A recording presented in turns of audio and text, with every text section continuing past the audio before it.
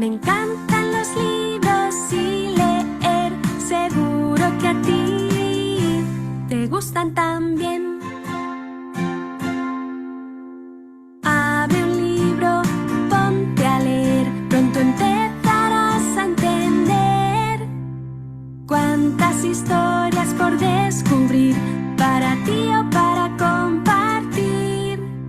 Me encantan los libros y leer, seguro que a ti te gustan también.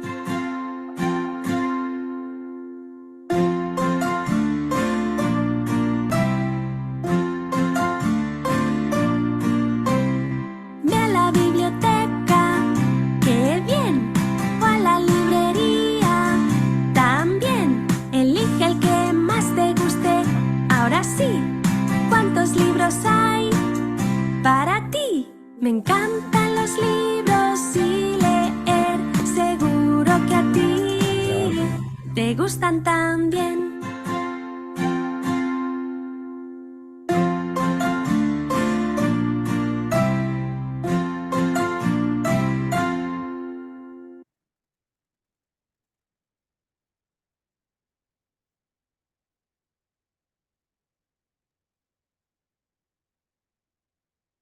Muy perdón. Muy buenas noches, damos la bienvenida a Luis Lara Arcos. Él es profesor de educación primaria, licenciado en Ciencias de la Educación. Un momentito que compartimos también la información a quienes nos acompañan en el Facebook, que está fallando también mi internet y no he logrado enviarles. Un momento, por favor, al grupo.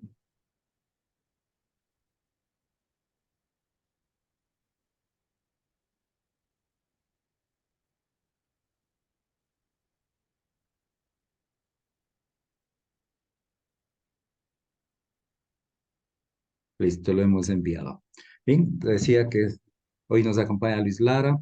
Él es profesor de educación primaria, licenciado en Ciencias de la Educación, magíster en educación, pedagogía en entornos virtuales. Es un historiador de Píllaro, investigador amante de la arqueología, docente de profesión, escritor, tiene a su haber 7 libros publicados.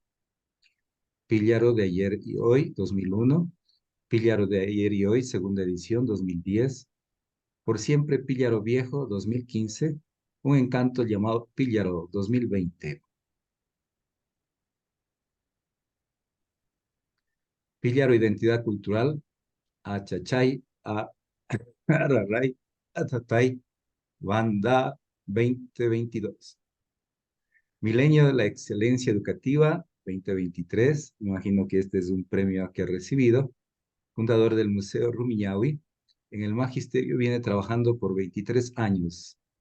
Las instituciones que ha trabajado: Escuela Mariscal Sucre, Augusto Nicolás Martínez, Colegio Nocturno Comunidad Popular, Unidad Educativa Jorge Álvarez. Bienvenido, Luis. Muchas gracias por la invitación. Estamos listos para contestar, para poder conversar esta noche. Bien, este es un espacio de promoción de lectura del Club de Lectura Unicornio Multicolor. Nos acompañan algunas personas aquí en la sala del Zoom, pero también muchas personas nos están en vivo en el Facebook. Y también más adelante, pues, llegará a más personas a través del YouTube. Así que bienvenido. Cuéntame un poquito esta pasión educativa, esta pasión de ser maestro. ¿Cómo surgió su vocación? ¿A qué edad se decidió por ser maestro? Cuéntanos un poquito. ¿Su papá le apoyaron? ¿Pusieron dificultades? Cuéntenos un poquito la historia de esta decisión de ser maestro. Bueno, yo creo que el ser maestro, uno nace con vocación, ¿no? El maestro se hace, y yo tuve la oportunidad desde la escuela, tenía buenos profesores en la escuela. Estudié en la escuela de Rumiñahui en mi barrio y tenía profesores que le motivaban a uno, por ejemplo, para investigar, para buscar el porqué de las cosas. No teníamos la tecnología como hoy. De pronto los libros era lo único que teníamos y en qué fundamentarnos. Yo creo que fue el profesor de la escuela quien ¿Qué me inculcó? Primerito que me guste la lectura, sobre todo, porque ustedes deben saber, y los profesores que tengan de pronto la oportunidad de escucharnos, que los estudiantes, quien lee, aprende, quien no lee, no aprende. Entonces a mí me gustaba bastante leer las revistas, los cómicos, las revistas, las historietas, me venían comprando a mi papá. Entonces yo leía y creo que ahí me inspiró más todavía por coger el gusto por la lectura y por escribir. Siempre tenía en mi mente escribir algo de mi tierra, porque lamentablemente en el Cantón Píllaro adolecía de libros, adolecía de fuentes bibliográficas para consultas y para todo ese tipo de cosas que los estudiantes necesitan saber y conocer, sobre todo del cantón, y no había. Entonces yo decía, algún momento de escribir algo de mi tierra. Siempre me ha gustado la historia. Antes de esto tenía una faceta de lo que es la arqueología. Lamentablemente no pude terminar lo que más me gustaba a mí, la arqueología, así la investigación de campo.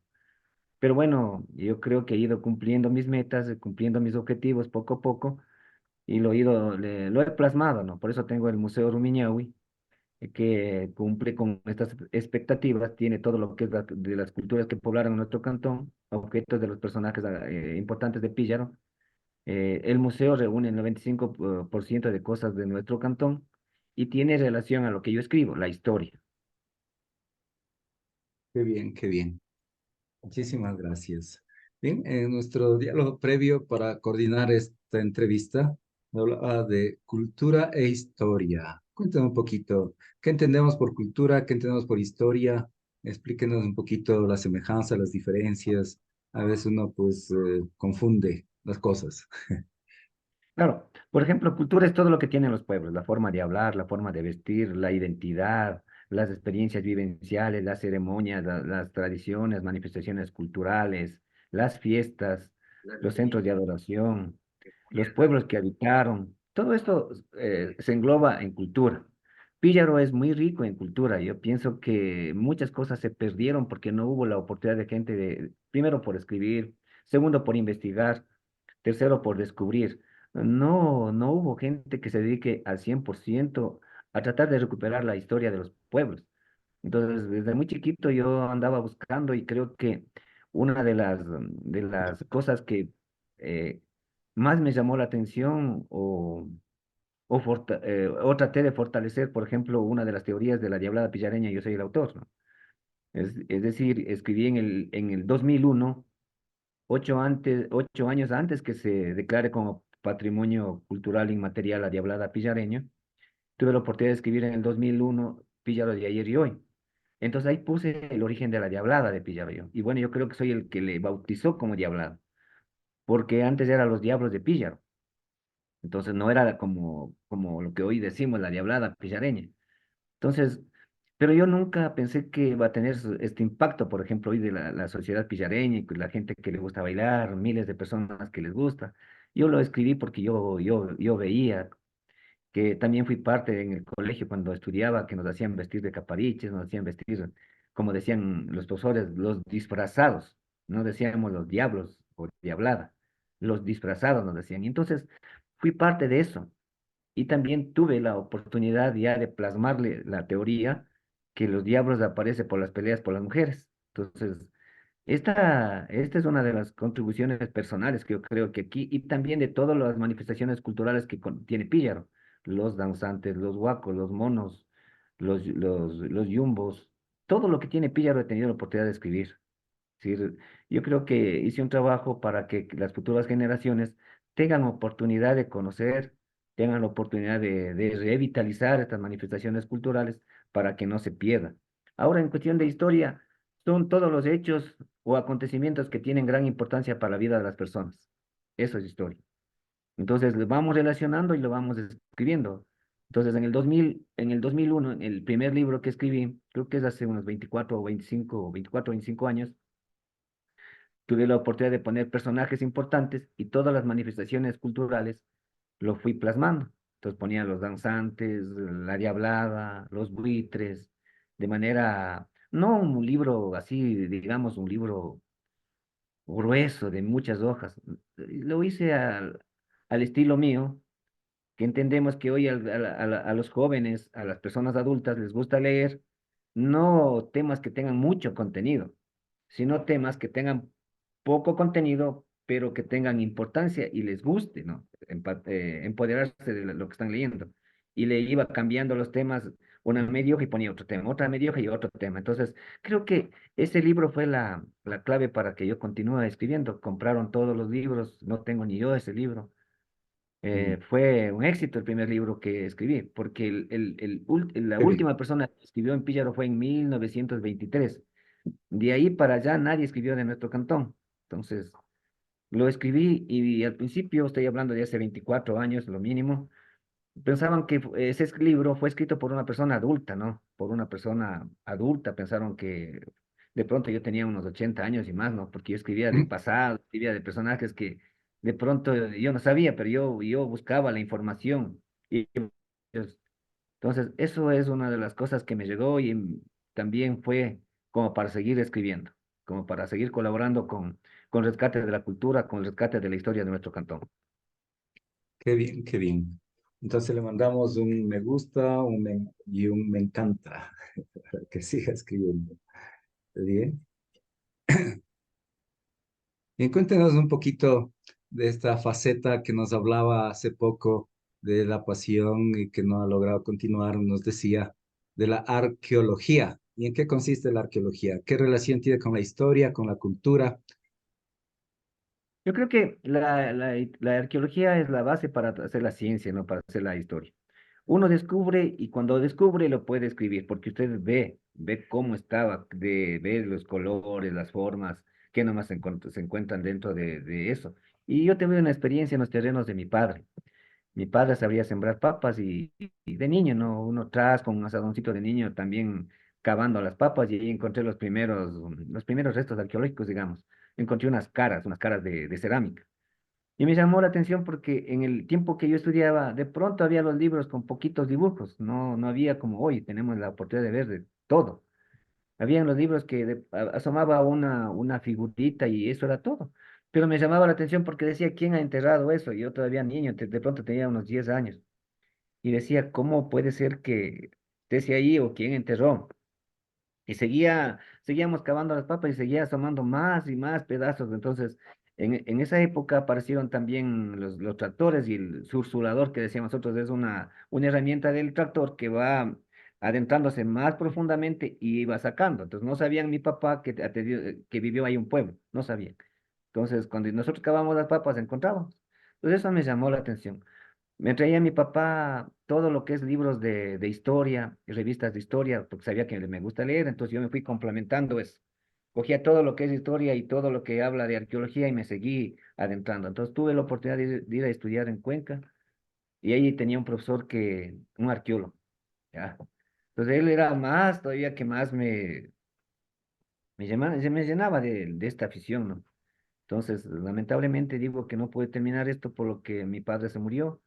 Oh, Entonces, no pude terminar la carrera de arqueología, pero siempre yo pienso que le llevo en la sangre. Usted no necesita tener un título para sentirse que sabe. Yo creo que soy una de las personas que, en base a mi preparación, en base a lo que he revisado, leído, he buscado, encontrado, yo creo que me he preparado. Y estoy consciente de los pueblos que habitaron aquí en nuestro cantón, estoy consciente, estoy bien claro que aquí habitaron tres pueblos grandes, digamos, los Panzaleos, los Purúaes y los Cosangapillas. Estos tres pueblos, nuestras tres culturas bien definidas en el trabajo y en el arte de la cerámica. Es decir, claro, por ejemplo, si hablamos cuéntenos, en una cuéntenos hora un de poquito de clase, estas tres culturas, ya, tranquilamente, con paciencia, con calma, nos va también a nosotros ¿cómo se puede decir? Dándonos, transmitiéndonos su conocimiento que desconocemos, ¿no? De nuestro propio claro, país, de nuestras propias ciudades, nuestros propios pueblos. por Interesante. ejemplo, Purúaes, nos decía Purúaes, Purúaes, Manzaleos y Cosangapilla. Manzaleos, Vamos a hablar de los Purúaes. Pillareños, Por ejemplo, ¿o cómo? Cosangapilla.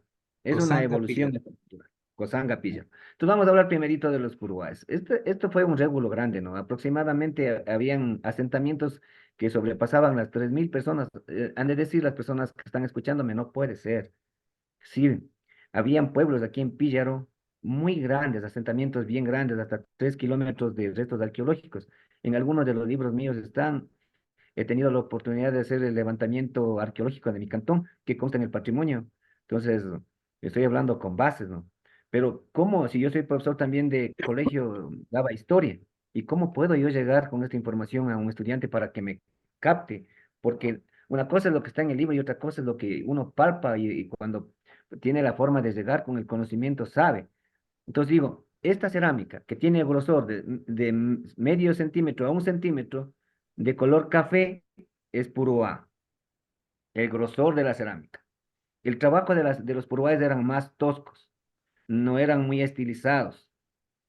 Por ejemplo, cuando uno va caminando por un terreno y encuentra un pedazo de cerámica, si le ve que es gruesa y color café, purúa.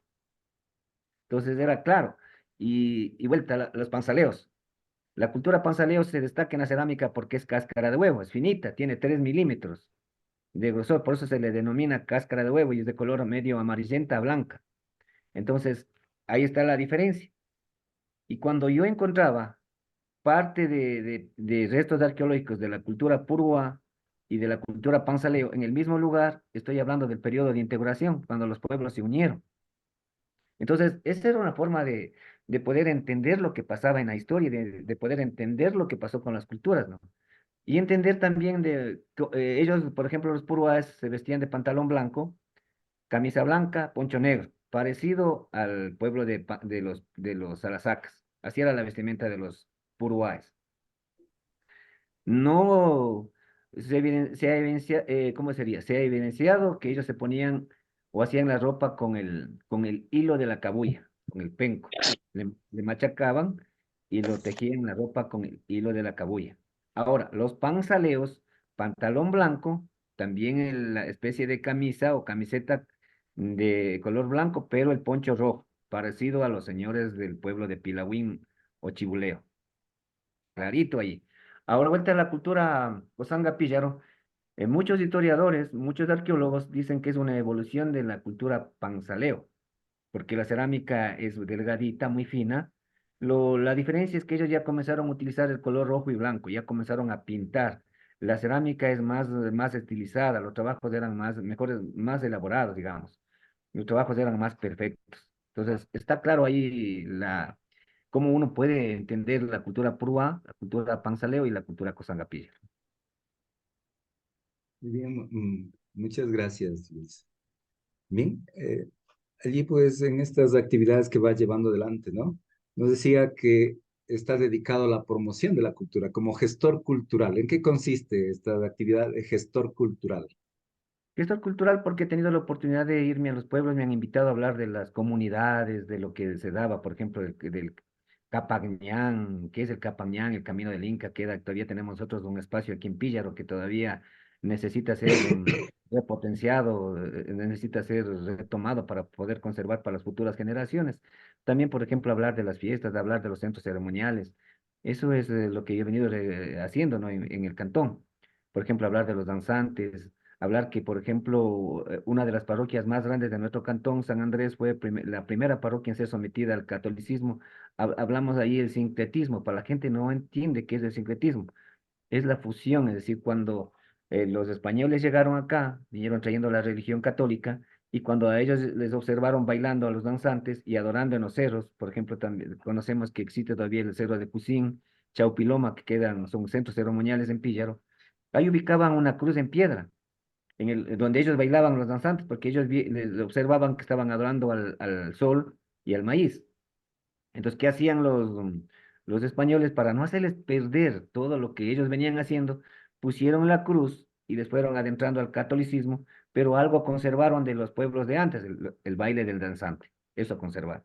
Y de ahí también tiene relación el Corpus Christi, que es el cuerpo de Cristo, en junio. Entonces son cosas que yo vengo diciéndoles, ¿no?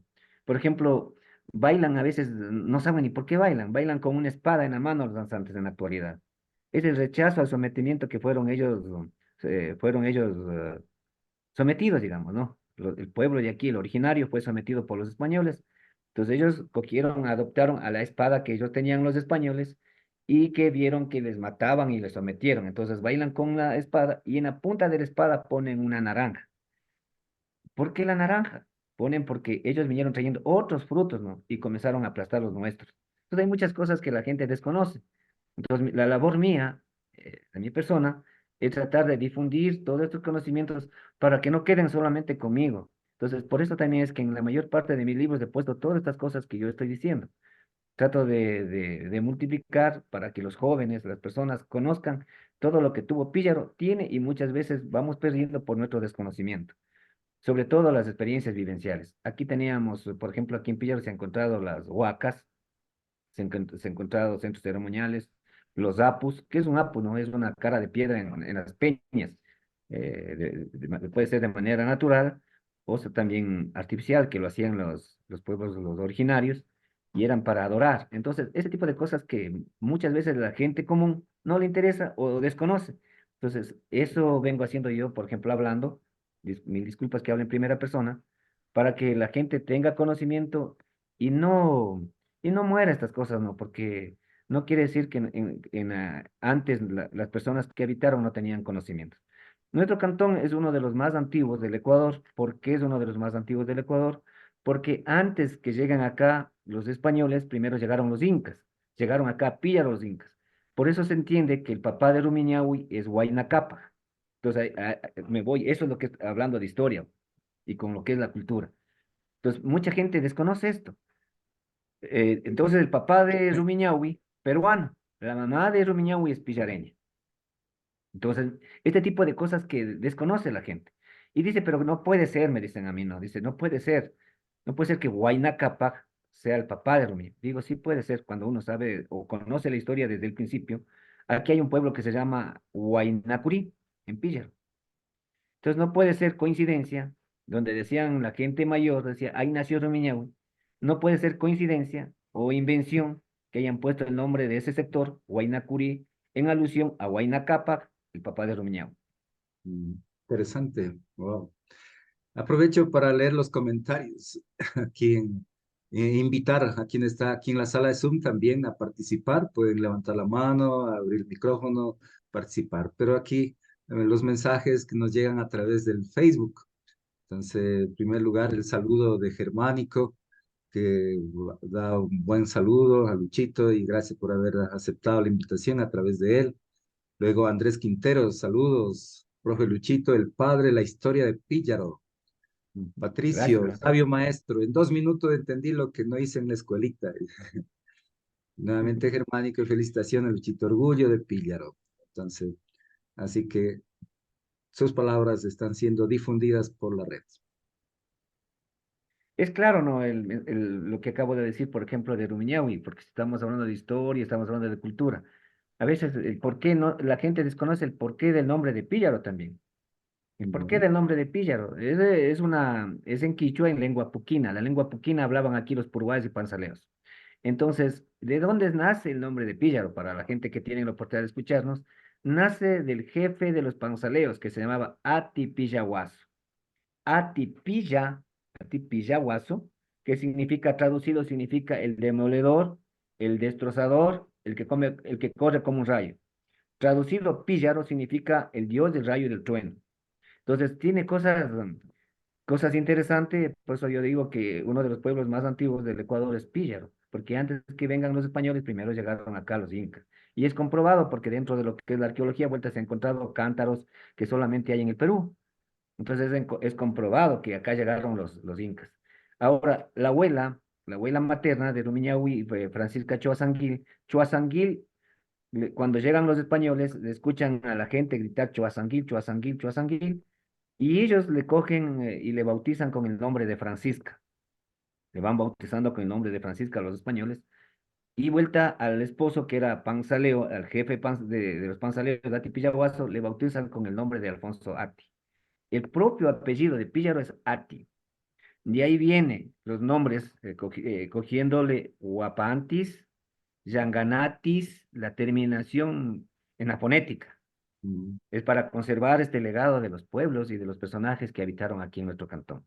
Píllaro es uno de los pueblos que tiene más historia, tiene un legado terrible, digamos, en personajes. Está José María Urbina, Marcos Espinel, que fue vicepresidente de la República, José María Urbina, que fue presidente de la República. Yo pienso que aquí nace también la política, en Píllaro nace la política porque a ellos les educaron para ser políticos, no pueden ser como ahora, cualquiera se lanza a ser político, de pronto no sabe ni qué es una ideología, no sabe ni qué es política, pero lamentablemente a eso hemos llegado en la actualidad. Lo que antes les preparaban, estaban preparadas la gente para dirigir un pueblo, estaban preparada la gente para administrar. Entonces, yo pienso que muchas cosas tiene Píllaro y hay un desconocimiento de la gente y eso es lo lamentable. Para mí es lamentable que se desconozcan cosas que nos dejaron como herencia, se desconozcan las experiencias vivenciales de los pueblos que habitaron aquí, se desconozcan muchas cosas que para nosotros es importante que la gente vaya empoderándose y vaya entendiendo y tratando de revitalizar sobre todo las manifestaciones culturales, las tradiciones y las costumbres que aquí se daban en nuestro cantón. Qué bien, muy interesante. Luego quizá nos saltamos muchos ciclos, pero a mí me llamó la atención y sé que hay el Píllaro Viejo, Píllaro Nuevo, eso a raíz del terremoto, ¿no? Entonces cuéntenos Sí. un poquito de, porque uno de sus libros es Píllaro Viejo. Sí, por eso, por ejemplo, le puse ese nombre por siempre, Píllaro Viejo, le puse porque cuando yo buscaba la información y mi mamá todavía vive, tiene 92 años, mi mamá pasó el terremoto, mis abuelitos pasaron el terremoto y yo conversaba con ellos, ¿no? Que siempre estaba atrás de la historia, toda la vida ha sido, es como yo dijera, me he bañado en historia de mi cantón sobre todo. No quiero decir que los otros cantones no tengan historia, pero siempre he tratado de coger lo mío, lo que me pertenece a mí, hasta para que tengan oportunidad de conocer y no se muera ahí. Entonces, en el terremoto del 49, eh, se acabó con la ciudad. Lamentablemente, por ejemplo, la iglesia, las torres de la iglesia, que eran muy altas para esa época, y nosotros hasta ahora la gente desconoce por qué hicieron una torre muy grande aquí en Pilar, era una iglesia majestuosa, era una de tipo basílica de piedra. Lo hicieron los españoles como punto de referencia porque en esa época comenzaron a salir a los yanganates en busca del tesoro, en busca del tesoro de Atahualpa que fue escondido por Rumiñahui.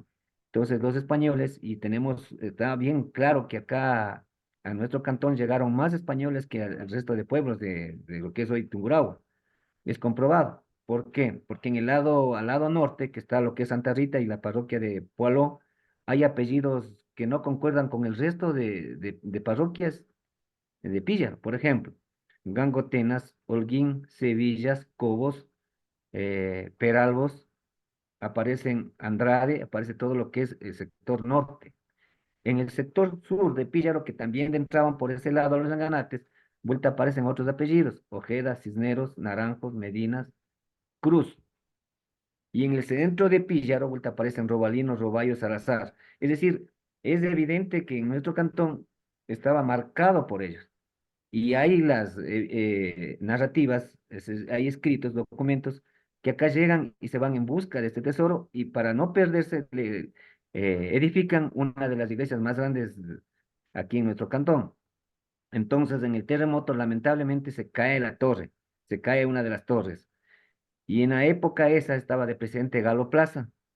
Galo Plaza le pone como ministro de Obras Públicas a Sixto Durán Ballén, que era presidente de la República también del Ecuador. Entonces, la iglesia que teníamos en nuestro cantón, la que tenemos hasta ahora, fue edificada por Sixto Durán Ballén. Y la misma iglesia también lo hizo en Pelileo, son la misma forma, porque él estaba de ministro de Obras. Entonces, son la misma, digamos, Estructura, el mismo mismo plano, diseño. lo hizo en Pelileo y Píllaro. Ah, ya. Ahora, ¿qué pasa con el Píllaro Viejo? Como se destruyó casi toda la ciudad, entonces, ¿qué hace Galo Plaza? Viene y en la parte, en la entrada a Píllaro era una hacienda. Una hacienda que le pertenecía a Emilio María Terán, es otro personaje aquí de Píllaro. Entonces, él desapropia y como Galo Plaza tenía la oportunidad de vivir en Estados Unidos, ahí fue embajador, él conocía cómo estaba edificado, cómo estaban construidas las manzanas, las casas así en bloque, y viene y edifica en la ciudad nueva. Por eso le pone ciudad nueva, Píllaro Nuevo para que baje la gente damnificada, la gente que quedó sin las casas, que bajen a vivir ahí, pero lamentablemente la gente de Píllaro no bajó. Se quedó a vivir en el Píllaro Viejo, que es donde es ahora la ciudad, volvió a levantar las casas con las que quedaron en polvo, volvieron a levantar las casas y no bajó a ubicarse en la ciudad nueva, en las casas nuevas, digamos. Tanto vio así el monseñor Abel Vázquez que se encontraba en esa época, y 2 años después del terremoto escriben la canción Píllaro Viejo. Era por viendo que la gente no quería abandonar su tierra, ¿no? Entonces escriben 2 años en el 51, 1951, se escribe la canción Píllaro Viejo, que es un himno para todas las personas que escuchen, no solamente para los pillareños, ¿no? Cuando se escucha es una letra contagiosa, la letra tiene bastante sentido, dice mucho, ¿no? Entonces, es por eso que hablamos del Píllaro Viejo.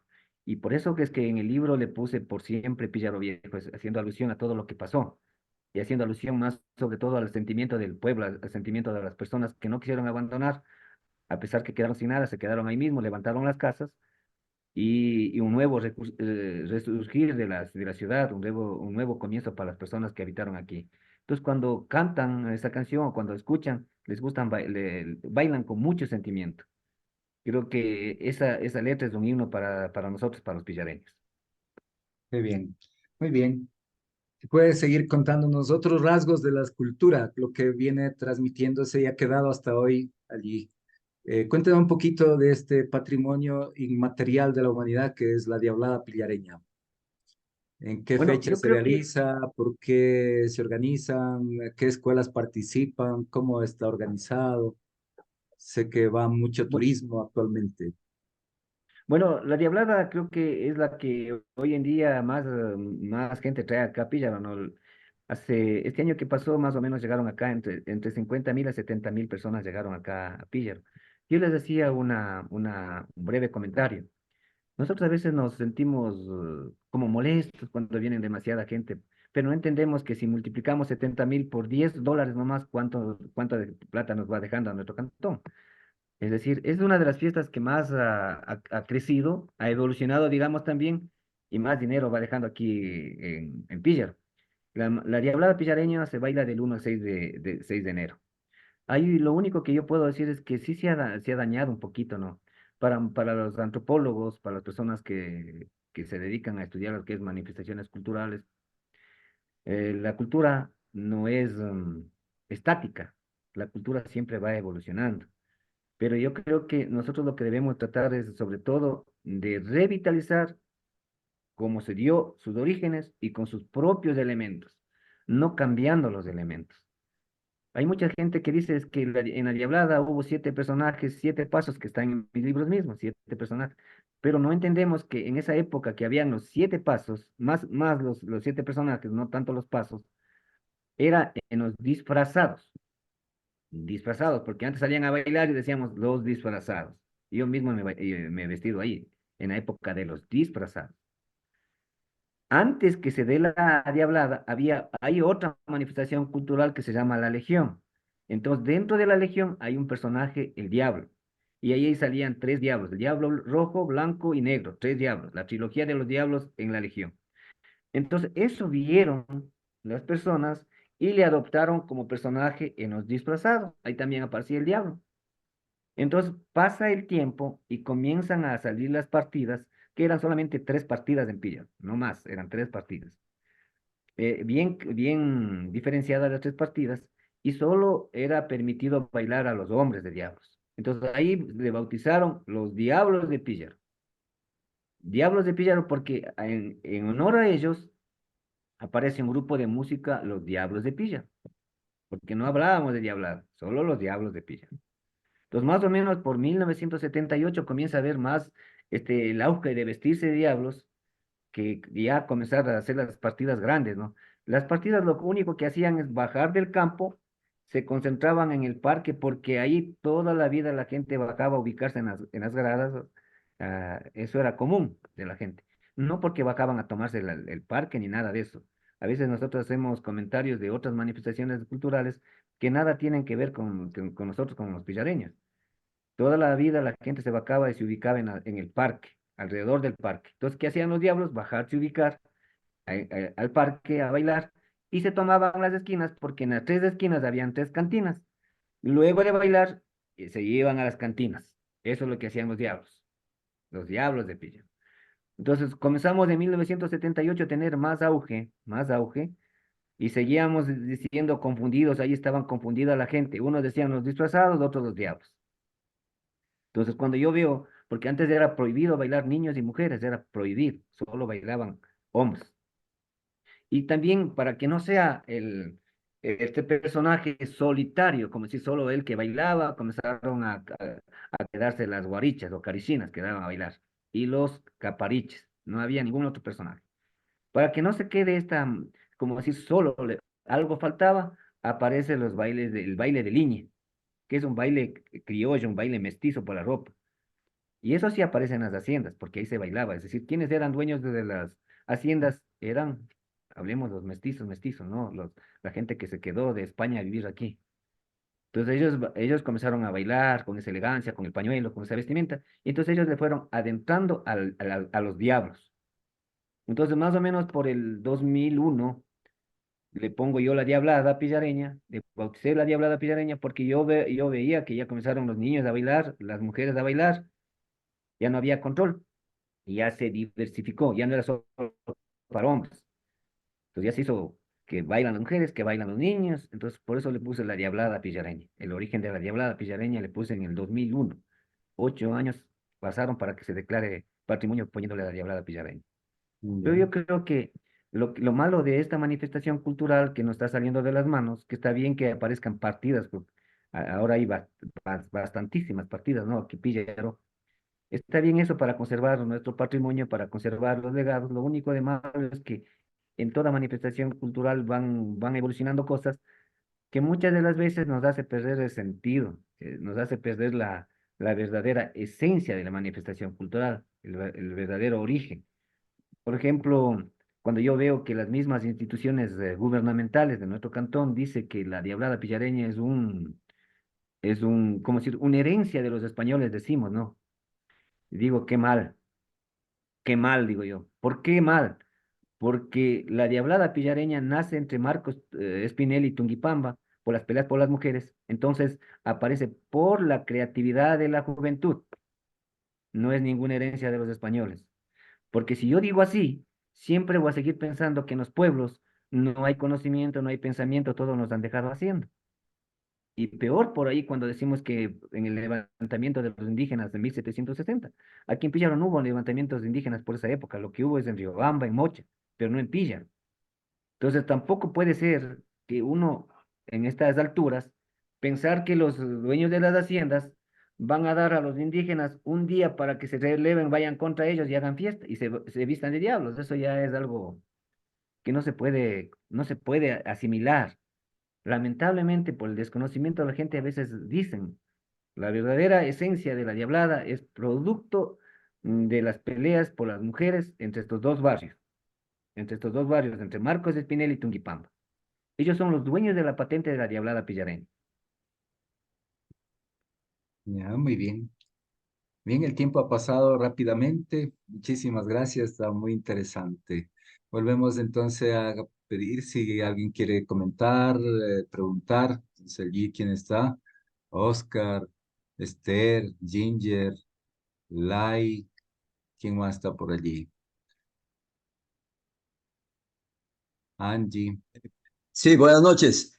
En Adelante, Oscar. realidad, sinceramente estoy muy feliz y contento de escuchar al compañero Luis por todo lo que está exponiendo. Una persona que ama su cultura, sus tradiciones, y eso es realmente digno de aplaudir. Y yo creo que efectivamente también es un aporte para que las nuevas generaciones empiecen a amar lo propio, lo nuestro, y no tener que fijar los ojos a culturas extrañas o a formas de vida extrañas. Comparto plenamente también con el concepto de cultura, de que en la cultura pues se manifiesta la forma de vida de las comunidades, de los pueblos, la manera de pensar, de sentir, de proyectar, de soñar, de las utopías. Esa es la cultura en realidad, y yo creo que todos Correcto. luchamos para vivir con esa dignidad que todos nos merecemos. Así que felicitaciones. Ya acá, estoy coordinando con Esther para ver si con lo que he escuchado Luis nos vamos a una fiesta de Píllaro para disfrutar de estas representaciones muy famosas de la Diablada. Alguna vez, cuando estaba de alcalde, yo conversé con un alcalde de Píllaro, y él también había sido parte de la Diablada, y decía que los grupos son de 300, 400 personas, y realmente me llamó la atención. Dije que en cualquier momento voy cuando estaba representando la alcaldía, pero no tuve el tiempo, y así que ahora como anónimo, como un ciudadano más, vamos a ir por allá para disfrutar de la Diablada pillareña. Así que Muchas felicitaciones, Luis, gracias. ¿ah? Me gustó mucho Muchas gracias, mejor tu por el mensaje, exposición. ¿no? Muchas gracias, mejor elocuente lo que acaba de decir. Correcto, nosotros tenemos que defender lo nuestro, ¿no? Lo malo es que a veces cogemos y nos sentimos orgullosos cogiendo cosas que nada tienen que ver con nuestra identidad, con nuestra cultura. Por la misma razón, por lo que acaba de decir usted mismo, creo que mi trabajo está direccionado a tratar de conservar, a tratar de buscar, a tratar de investigar y tratar de promover que las futuras generaciones lo guarden, lo cuiden y lo revitalicen. Esa es mi función, más allá de lo que, el sentido de escribir, de decir, vea, yo he escrito este libro, no, más bien es de dejar algo para que las futuras generaciones tengan la oportunidad de, sobre todo, de conocer. Como bien dice usted, sus palabras. Nosotros tenemos que querer lo nuestro, tener el sentido de pertenencia de lo que nos pertenece a nosotros, porque eso estamos olvidándonos de lo nuestro y estamos siempre cogiendo todo lo malo, ¿no? No quiere decir que todo lo que venga de afuera sea malo, pero nosotros nos cogemos con qué facilidad y lo nuestro le vamos dejando a un lado como si no valiera. Muy Sí, bien, sí, a veces yo creo que el tema de la cultura y nosotros como parte de esa cultura tiene que ser como, voy a hacer como una comparación, un símil, es como el árbol, ¿no es cierto? Y yo creo que la cultura nuestra es las raíces, y cuan más profundas las raíces, más vitalidad, más savia encuentran, ¿no? Y bueno, el tronco es lo que somos nosotros, y las hojas pues son lo que se abre al mundo, también a captar lo positivo del mundo, de las culturas del mundo, porque al final nosotros somos, pues, no somos solo ciudadanos de un sector, ni siquiera de un país, sino que somos ciudadanos del mundo, y que nos enriquecemos por la diversidad de personas, pero también por la diversidad cultural. Yo creo que esa es la verdadera fuerza, la verdadera riqueza. Correcto. Muchas gracias, mejor su sentir. bien, gracias, Oscar. Aquí Germánico, comparta la dirección para visitar sus arqueologías, Luchito. Sí. Allá. Bueno, el museo está ubicado en la parroquia San Miguelito, en el barrio San Juan, a 5 kilómetros de Pillarro. Queriendo hablar algo más del museo, el museo debe tener más de 5.000 cosas. Tiene todo lo que es antigüedades. Dentro de las antigüedades está todo lo que corresponde a objetos que, bueno, he tenido la oportunidad de recuperar de personajes importantes. Bueno, se ha comprado bastante de los objetos para que no se pierda. Se ha recuperado de personajes que han hecho historia, han colaborado ya sea en música, en cuestión de tallar madera, en cuestión de pintores. Se ha tratado de recuperar todo lo que ha habido antes. También tiene numismática que corresponde a lo que es las monedas. El museo tiene 70 países en cuestión de monedas y más o menos unas 360 monedas antiguas del Ecuador. Filatelia, lo que es sellos postales, una colección de medallas, algunas sobrepasan los 100 años, 50 años, de unas 300 monedas, 300 medallas, 2.000 discos de acetato. Así de entre los 2.000 discos de acetato está lo que es la música propia. Siempre yo creo que me ha llamado la atención la música de antes, porque la letra misma, ¿no? El sentir de las personas, lo que escribían con el corazón, digamos, ¿no? Y lo ponían, le hacían relación con el cerebro. Es la letra que les llega a uno, porque ahora cantan por cantar y son cantantes, ¿no? No tiene ni rima. Muchas veces no es malo criticar, pero yo creo que debemos adentrarnos a escribir cosas que tengan sentido. Entonces, también tengo toda la música de nuestro cantón. He tratado de recuperar todos los discos de vinil de los principales cantantes que ha habido antes aquí en nuestra tierra. Una biblioteca de unos 4.000 libros, entre ellos está 1.000 libros que sobrepasan los 100 años. También tengo lo que es historia natural. Eso está diríamos, el medio ambiente, direccionado por el medio ambiente, por los permisos. Entonces ahí más o menos tenemos 100 animales disecados, lo que es taxidermia, por eso hablo de historia natural. Y dentro de lo que es las culturas, tengo de las tres culturas que poblaron aquí en nuestro cantón, restos arqueológicos de la cultura Puruá, restos arqueológicos de la cultura Panzaleo y de la Cosangapilla. Dentro de los objetos que tiene el museo están piedras de sacrificio, hachas de piedra, guaguarumis, ollas, platos, compoteras, todo ese tipo de cosas que ha habido aquí en Píllaro, ¿no? No soy huaquero, eso hay que entender, porque muchas de las veces hablemos de los ministerios, lo que buscan es perseguir a la gente que aporta, Yo creo que hay ministerios que no son una fortaleza, más bien es una debilidad. Creo que la función mía es conservar, porque si no, no tuviera, yo soy la persona que, un custodio de las cosas de aquí de Píllaro. Después de mis días, yo creo que seguirán mis hijas para que las futuras generaciones tengan la oportunidad de conocer lo que había antes en Píllaro y se acuerden de los pueblos que vivieron así hace 800 o 1500 años atrás. Entonces, también tengo fósiles que sobrepasan los 80 millones de años, hasta 200 millones de años. El museo es completo. Claro, no es una edificación, digamos, modernista. El museo está ubicado en mi casa mismo, lo he tratado de adecuar, tratando de darle la forma, porque lo hice, es un trabajo personal, es un trabajo personal. Yo siempre he querido aportar con algo a mi cantón, a mi tierra, siempre lo he querido aportar, lo he hecho a medida de mis posibilidades. Qué bien. Felicitaciones. Ahí mandamos un me gusta, me encanta.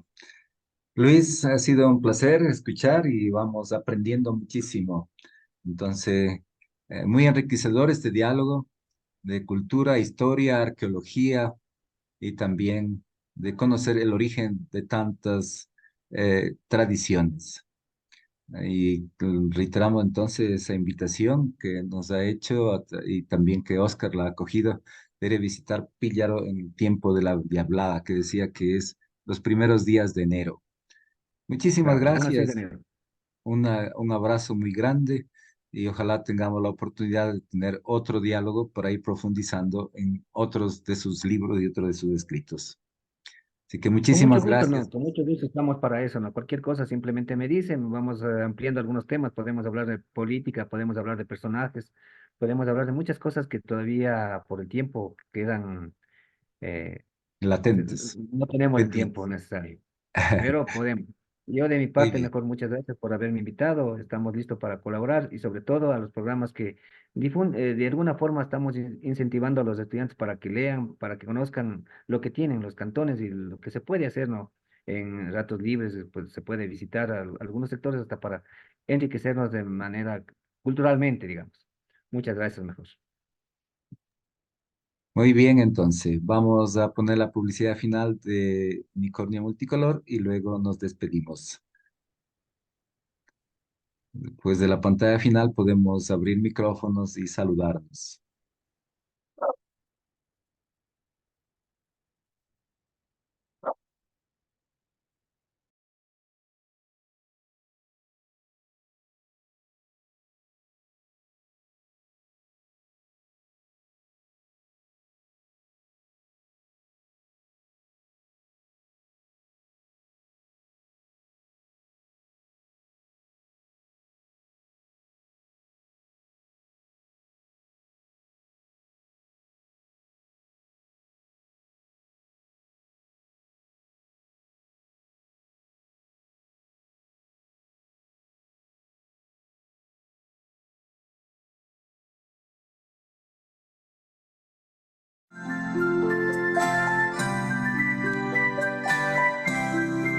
Y colorín colorado, este cuento se ha acabado.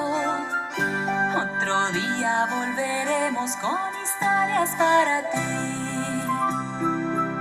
Y colorín colorado, este cuento se ha acabado. Otro día volveremos con historias para